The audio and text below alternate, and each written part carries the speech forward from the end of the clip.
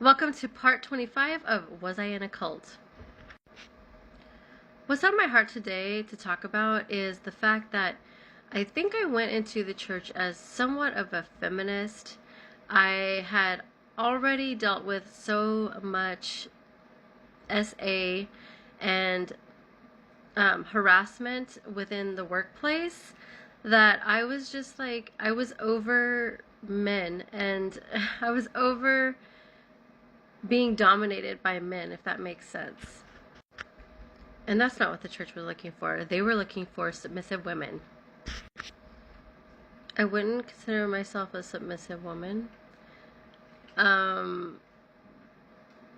was a hard concept for me to hold on to, especially when they talked about it, when they pointed scriptures out about how the woman must submit to the husband. And it was just kind of like, yeah, no, that's why I don't want a husband. I would rather be celibate the rest of my life. I know that sounds crazy, but in Christianity, the only option was to get married or to stay single. And I opted for staying single because I didn't want to have to answer to some dude. On top of that, I wasn't even attracted to men, never had been. Growing up, I wasn't even attracted to them, even in like junior high, high school. I didn't know what was going on with me. I didn't realize that I was a lesbian until I entered the church. And the reason why I actually found that out is because one of the first people that I met when I got to church was a lesbian that was trying to not be a lesbian. And this is a crazy story. I forgot to tell you about this one. Okay, a little backstory on that. When I was 14 years old, I remember having a best friend that was super affectionate, and we were going up to a trip up into Joshua Tree to climb rocks. And so we were doing rock climbing all day long. On the way home, we were in the back of her mom's station wagon, and we were like falling asleep. She fell asleep before I did, and when she fell asleep, she somehow put her arm around me, cuddled me, and spooned me, and suddenly I felt all the feelings that I was taught that I was supposed to feel for a guy for this girl. Well, at the time, my grandparents never ever talked about it, and in school there wasn't any representation of any gay couples or any LGBTQ plus clubs or anything like that, and it was always kind of looked at as taboo, and you just didn't talk about it. So I pushed all of those feelings that I had aside when I was 14, and I did everything I could to try to be straight.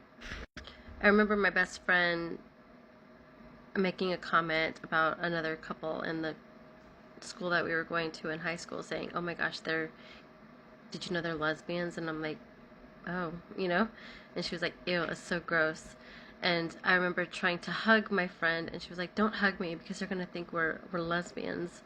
And so at that point, I decided to squash all the lesbian feelings that I was ever having and put those aside. And um, that's what I did for the rest of high school. And like I said, right out of high school is when I got into this church. So as I got into this church, I met this woman right at the time that I was very much like just starting out to come to the church. Like, remember that first time where I said we were all meeting to go to a party and then we decided to go to church first?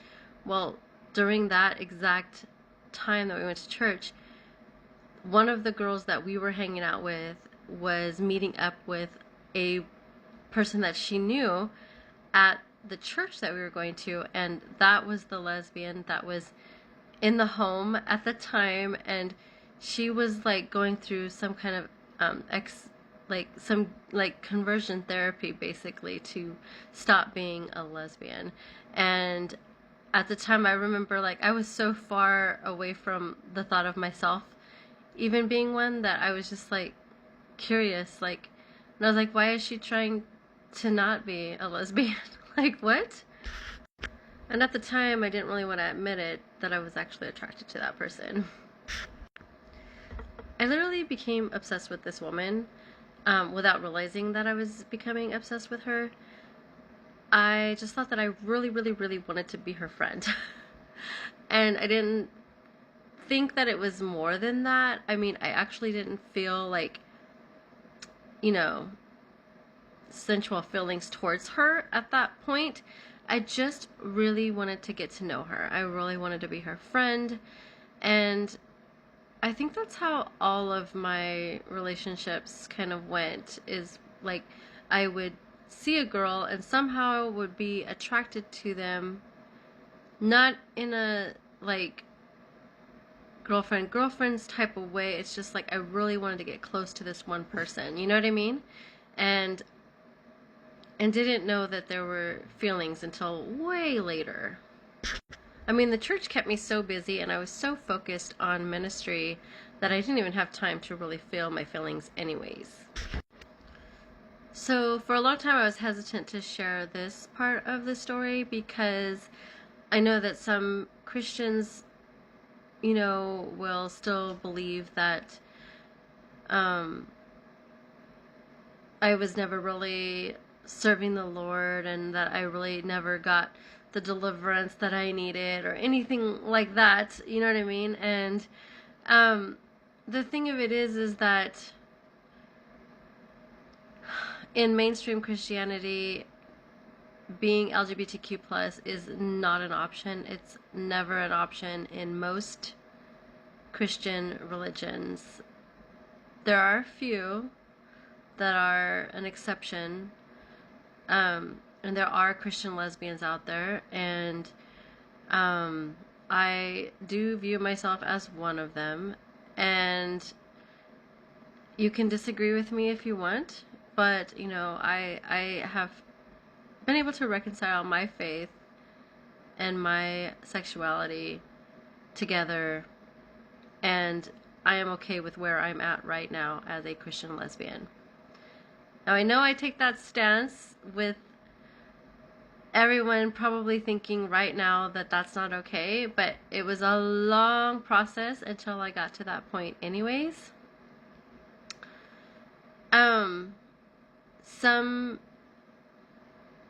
We're just gonna put this aside completely because I'm not gonna argue about whether you think it's a sin or not a sin, and I'm not gonna go back and forth in any comments like that.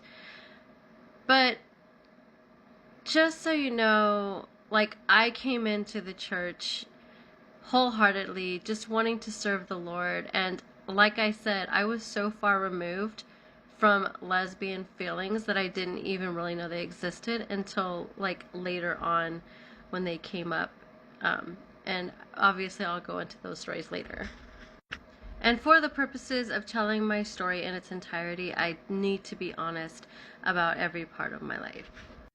When I entered the church, I had zero clue of my actual identity, and as I entered the church and began to seek God, I found my identity, but then realized that the church was not accepting of it. And in the stories I'll tell in the future, I know that for me to discover my identity, some of these things I did need to go through, and they were not easy and they were painful. However, they did contribute to me finding myself and discovering my true identity. I do, however, remember being very obsessed with this person even since like I first started attending. I remember that there was Sunday night services, and sometimes I would sit with the youth, which I originally remember telling you that I was avoiding sitting with the youth because I felt like I'm an adult and I don't need to sit with the youth. But then I realized that when I sat with the youth, I had a clear vision across the way of that woman that I was talking about. The leaders in the church were somewhat obsessed with making sure that the girls stayed away from the guys. That was never a problem for me. Leaders were constantly trying to make youth feel convicted about, you know, talking to guys or looking at guys. But they had no problem with me talking to women. They didn't know I was gay because neither did I.